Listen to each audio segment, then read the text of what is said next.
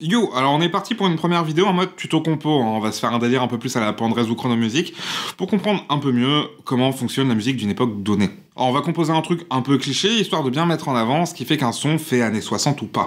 Alors je vais pas faire semblant de jouer de la musique devant la caméra, parce qu'en vrai tout est déjà enregistré en avance et ça servirait pas à grand chose, mais je vous ferai quand même entendre l'enregistrement au fur et à mesure de son avancement. Alors les années 60 c'est plein de genres musicaux différents, hein. J'ai pas le niveau pour faire un morceau qui regroupe tout, mais on va partir sur une compo un peu variété de l'époque, histoire que ça parle au plus grand nombre. Allez, générique. Faut que j'arrête de... Non.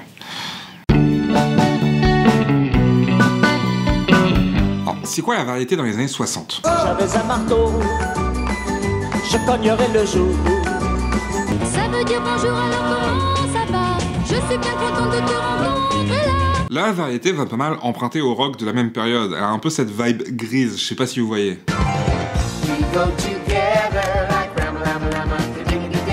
Et cette vibe années 50, parce que oui, Grise, ça se déroule en 1958, elle va débouler en France au début des années 60. C'est de la musique qui est surtout faite pour danser, avec un rythme très marqué via la batterie, et notamment une caisse claire qui donne envie de taper des mains. Genre... Mais les années 60 avancent, et avec elles, le rythme de la musique. Du coup, pour commencer notre morceau, on va prendre une batterie de la fin des années 50, et on va accélérer le rythme. Ok, parfait, hein, on va faire pareil avec notre guitare. Maintenant, on va prendre notre guitare qui glisse tout doucement et on va accélérer un peu le rythme tout en gardant ce petit balayage tout doux.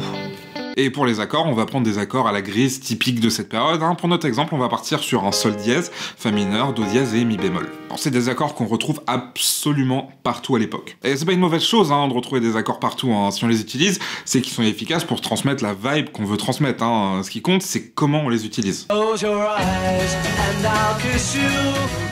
Dans sa course vagabonde, serre-moi.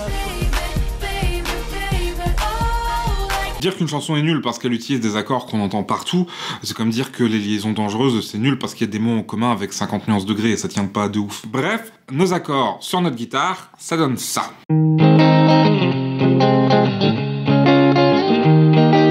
Par-dessus ça, on va venir rajouter une petite basse qui vient marquer le temps tout en suivant la mélodie.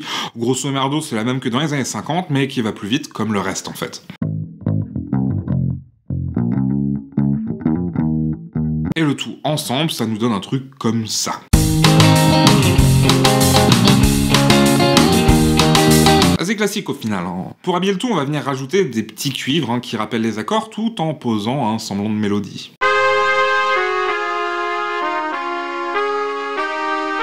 Bah, j'ai pas de son de ouf, on fait avec ce qu'on a. Hein. On va aussi poser des petits violons dans le fond pour venir appuyer un peu plus cette vibe. À partir de la fin des années 70, on commence à remplacer les instruments orchestraux par des synthés. Ça coûte moins cher et ça permet d'avoir une gamme de sons hyper large et riche en conservant une assez petite formation de musiciens. Mais là, on est dans les années 60 et la variété, quand elle a les moyens, elle s'entoure d'orchestre. Bref. Ah, et vu que je sais pas chanter, on va aussi rajouter une petite guitare solo pour poser un début de mélodie aussi, avec une petite vibe surf music façon Beach Boys. En vrai, j'avais déjà fait un son dans le genre pour le générique d'une de mes vidéos.